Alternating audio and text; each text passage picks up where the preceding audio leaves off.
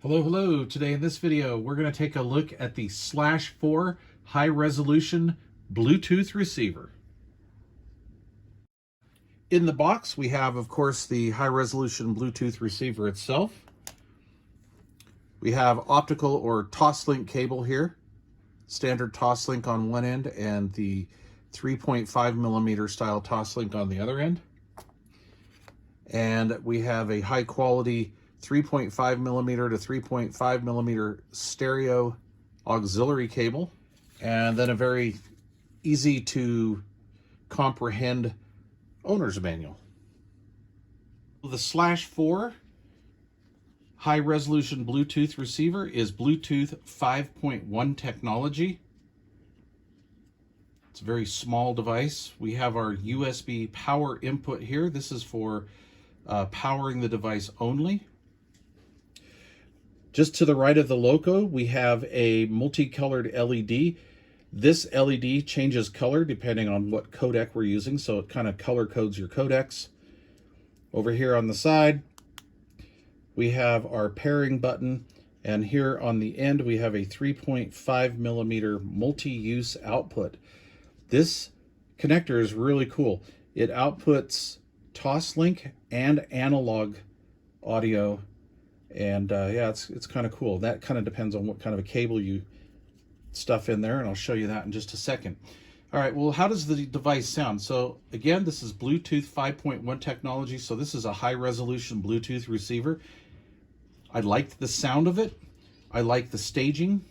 I like how natural it sounds. However, it's not boring to listen to, but there's really no frequencies that I could detect that were over boosted and did not produce any listener fatigue at all. So I think the Bluetooth section in this is nice, very nice. I got about 25 feet range with this.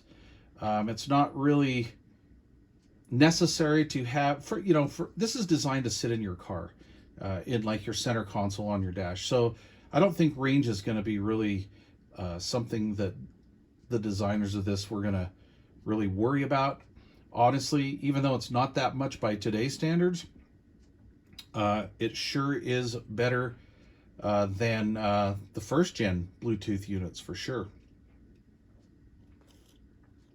That device is meant to be plugged in to a USB socket in your vehicle, whether that's in your console or on the front of your aftermarket stereo.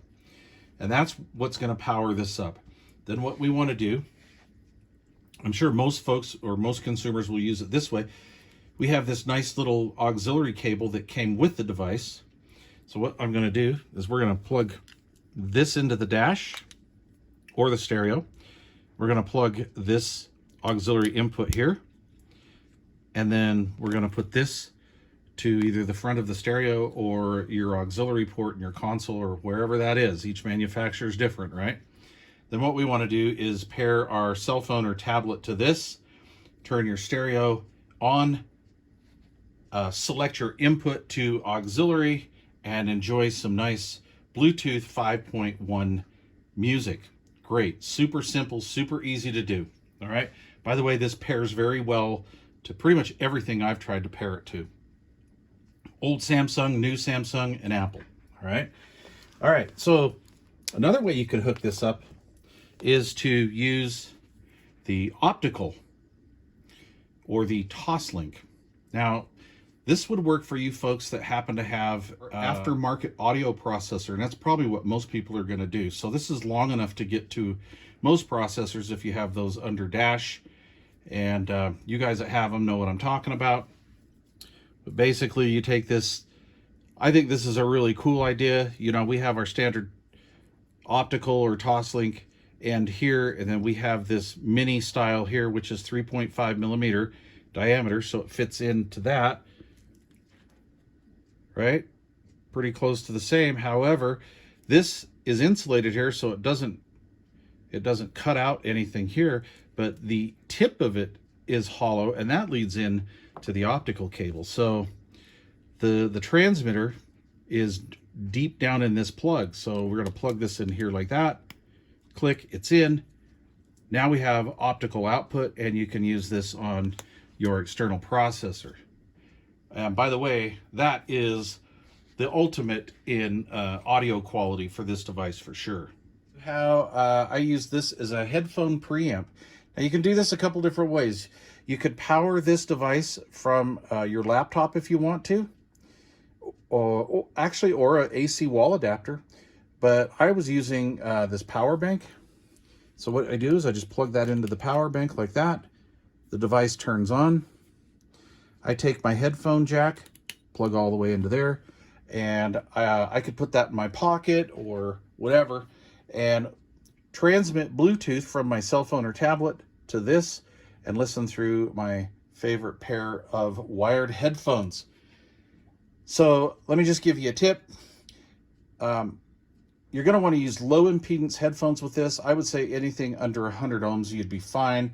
It's going to give you plenty of volume. Even if you want to jam on it a little bit, you'll have plenty of volume. However, if you have high impedance headphones, and I would say, you know, over 80 to 100 ohms and higher, you may not get the volume you want. You'll still get clarity. It's still going to sound really good, but you may not quite get the volume. So, rule of thumb, low impedance, high volume. All right, so that's how that works. Now, I've done A and B comparisons doing it this way and versus using my laptop, and I actually like this method better, so that works really well. Okay, so there you go, the /4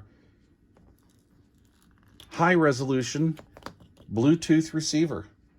Again, auxiliary input to your car stereo, optical input to your car stereo processor if you have that, or as a headphone amp. If you have any questions or comments, please leave those down below. If you've not yet subscribed to this channel, please consider doing so. Thanks for watching.